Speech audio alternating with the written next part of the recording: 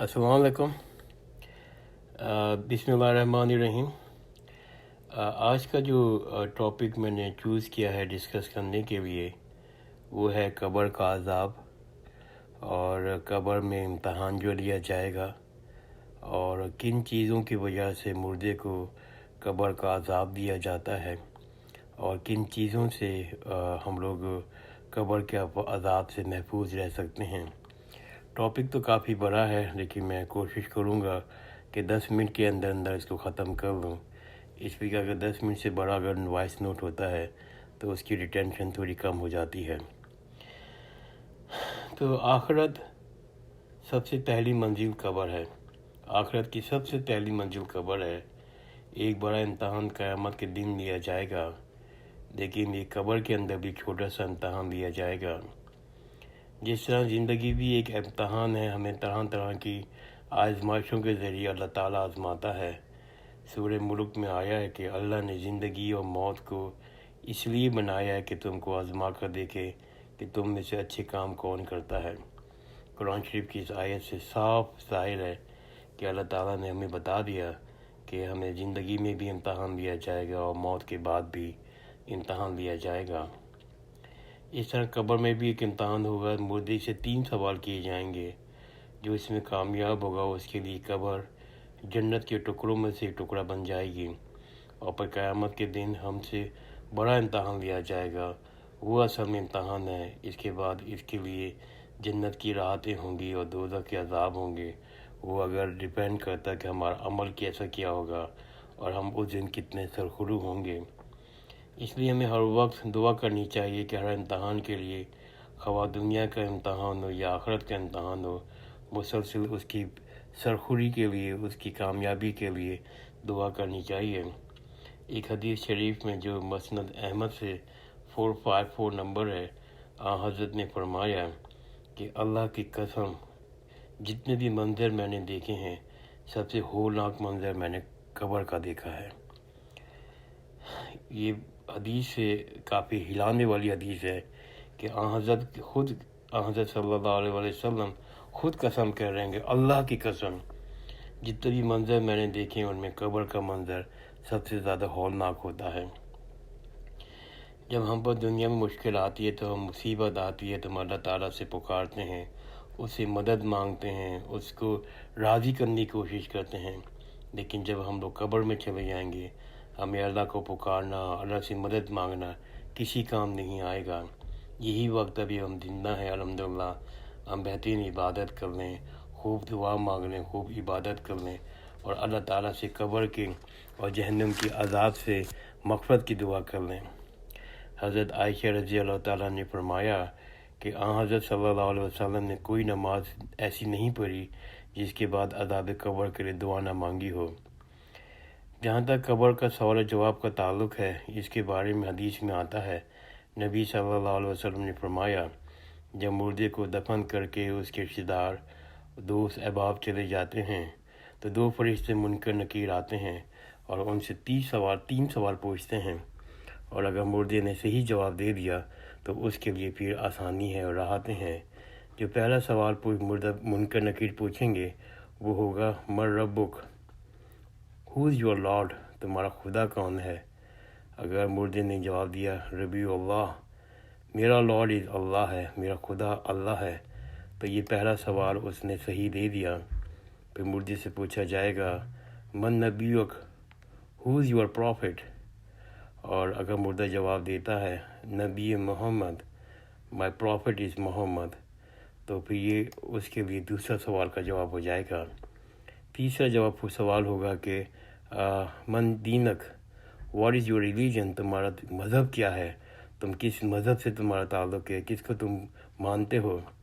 اگر وہ کہے گا دین الاسلام، مائی ریلیجن از اسلام، تو یہ تینوں سوال دینے کے بعد وہ بندے سے پوچھنے کے بعد فرشتے کہتے ہیں، تم نے سچ کہا۔ کسی نے پوچھا، یا رسول اللہ صلی اللہ علیہ وسلم، فرشتوں کو دیکھ کر مردے کو گھبراہٹ تو نہیں ہوگی؟ تو نبی صلی اللہ علیہ وسلم نے فرمایا، اللہ ایمان والوں کو کلمہ توحید پر ثابت قدم رکھتا ہے۔ اس کا ذکر سورہ ابراہیم میں بھی ایسا آیا ہے، اللہ قول ثابت کے ذریعے دنیا اور آخرت میں اپنے بندوں کو ثابت قدم رکھتا ہے، یعنی کلمہ طیبہ کے ذریعے۔ یعنی جو شخص سچے دل سے اللہ تعالیٰ کا کلمہ پڑھتا ہے اور اس کی گواہی دیتا ہے، اس کا اقرار کرتا ہے، تو اللہ سبحانہ تعالیٰ قبر میں بھی اس کی اللہ تعالیٰ کی وحدانیت کے اقرار کے طور پر اس کا کلمے کو قبر میں یاد دلا دیتا ہے۔ اس پر قبر میں وحشت طاری نہیں ہوتی، بلکہ مومن کی قبر ایک پرسکون جگہ ہوتی ہے۔ اس سے مطلب یہ ہوا کہ ہمیں زندگی میں سچے دل کے ساتھ کلمہ پڑھنا چاہیے اور سچے دل کے ساتھ اس کی اقرار کرنا چاہیے، تو ہمیں کم از کم یہ ہوگا کہ جب ہم قبر میں جائیں گے تو ان تینوں سوالوں کے جواب دینا آسان ہوں گے، اور ہمیں فرشتوں کو، منکر نکیر کو دیکھ کر وحشت نہیں ہوگی۔ تو یہ بہت امپورٹنٹ ہے کہ ہم لوگ ابھی اگر زندہ ہیں، ابھی ہم لوگ کلمہ توحید پڑھیں اور دل سے اس کا اقرار کریں، تو ہمیں تینوں سوال دینے میں آسانی پیدا ہوگی۔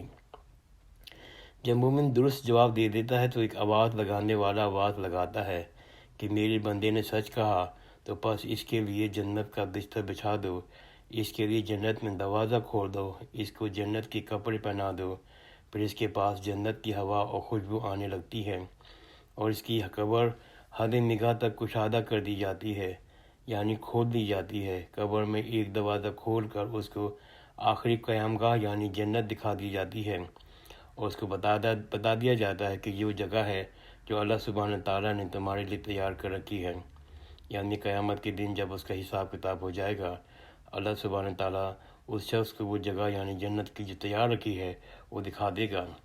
مردے کو جب معلوم ہوگا کہ اس کا خوشی کا کوئی ٹھکانہ نہیں ہوگا، لیکن اس کے برعکس جو امتحان میں فیل ہو جائے گا، اس کی جہنم کا ایک دروازہ کھول دیا جائے گا، اور اس کو جہنم اس کو ٹھکانہ دکھا دیا جائے گا۔ نبی صلی اللہ علیہ وسلم نے فرمایا، آدمی قبر میں رکھا جاتا ہے تو دفن کر کے اس کے لوگ پیٹ کر کے رخصت ہو جاتے ہیں، تو ان کے جوتوں کی آواز مردہ سنتا ہے، پھر دو فرشتے آتے ہیں اور اسے بٹھاتے ہیں اور پوچھتے ہیں، اس شخص محمد صلی اللہ علیہ وسلم کے متعلق تمہارا کیا اعتقاد ہے؟ کافر یا منافق کا جواب یہ ہوتا ہے کہ مجھے معلوم نہیں، میں نے لوگوں کو ایک بات کہتے سنا تھا، وہی میں بھی کہتا رہا۔ پھر اس سے کہا جاتا ہے کہ نہ تم نے کچھ جانا اور پڑھا۔ اس کے بعد ایک لوہے کے ہتھوڑے سے اس کے دونوں کانوں کے درمیان بہت زور سے مارا جاتا ہے، اور وہ اتنی بھیانک طریقے سے چیختا ہے کہ دو بوجھوں یعنی شیطان، انسان اور جن کے علاوہ ارد گرد کی تمام مخلوقات اس کی چیخیں سنتی رہتے ہیں۔ اس کے بعد جہنم سے لباس اور بستر آتا ہے، آسمان سے منادی آواز لگاتا ہے کہ اس نے جھوٹ بولا ہے، اس کے لیے آگ کا بستر بچھا دو، آگ کا لباس پہنا دو۔ جہنم کا دروازہ کھول دیا جاتا ہے، قبر کو بہت تنگ کر دیا جاتا ہے، اس شخص پر اندھا اور بہرا فرشتہ مقرر کر دیا جاتا ہے جو اس کو سزا دینے کے لیے مسلط ہوتا ہے، تاکہ اس پر کسی قسم کا کوئی رحم نہ کیا جائے۔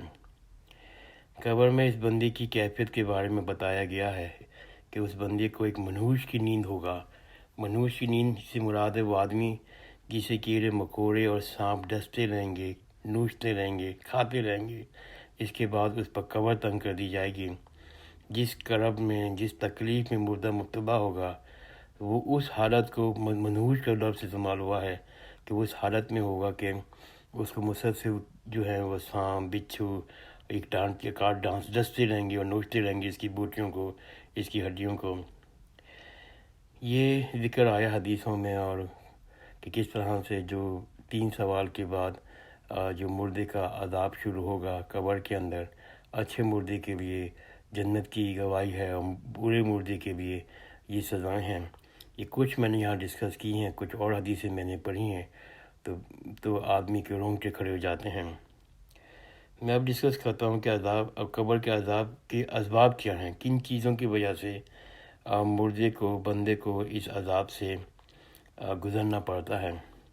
کہ سب سے پہلے جو آیت آئی سورہ غافر کی 46 ہے، اس میں ہے کہ سب سے پہلے کافر اور نفاق، جو کافر ہوگا، جو نفاق کرتا ہوگا، وہ اس کے لیے قبر کا عذاب ہے۔ جو قوم فرعون کے بارے میں سورہ غافر میں فرمایا کہ جس دن قیامت ہوگی تو حکم ہوگا کہ آل فرعون کو سخت ترین عذاب میں داخل کر دو۔ جو دوسرے جو لوگ ہیں جن کے بارے میں حدیث میں ثابت ہے، وہ لوگ ہوں گے جنہوں نے زندگی میں نیک عمل نہیں کیے اور اللہ کو راضی نہیں کیا، وہ قبر میں پریشان ہوں گے اور کہیں کہیں دوبارہ ہمیں دنیا بھیج دو تاکہ نیک عمل کر سکیں۔ اور اس کا ذکر سورہ مومنون میں 100 اور 99 آیت میں آیا ہے۔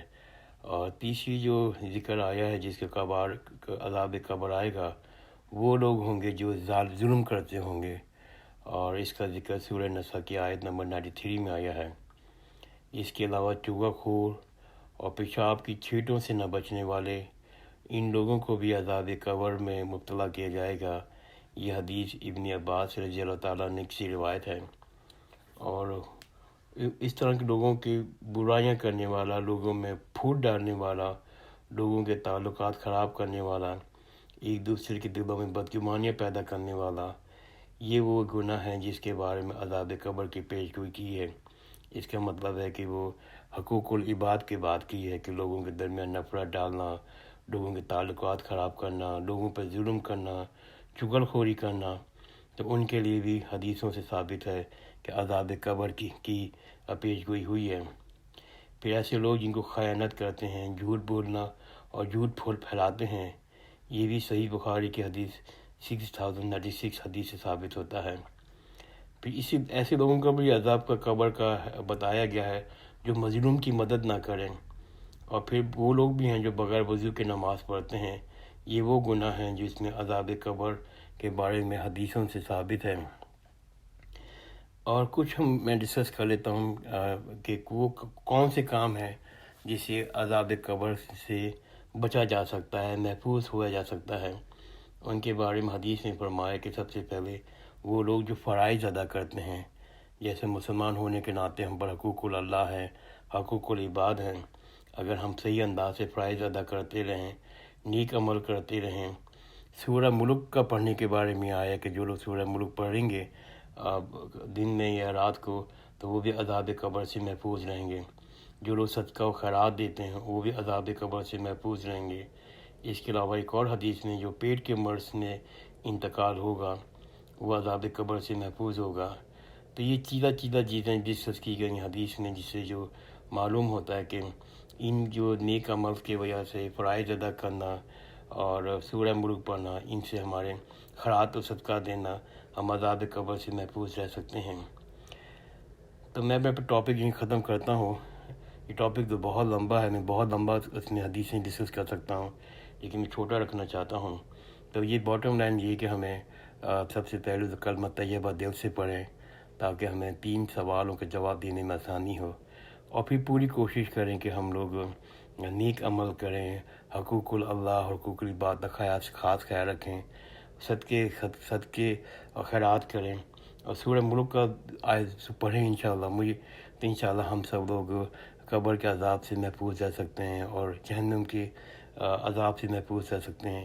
یا اللہ پاک مجھے خاص طور پر اور ہم سب کو ان پر عمل کرنے کی توفیق دیں۔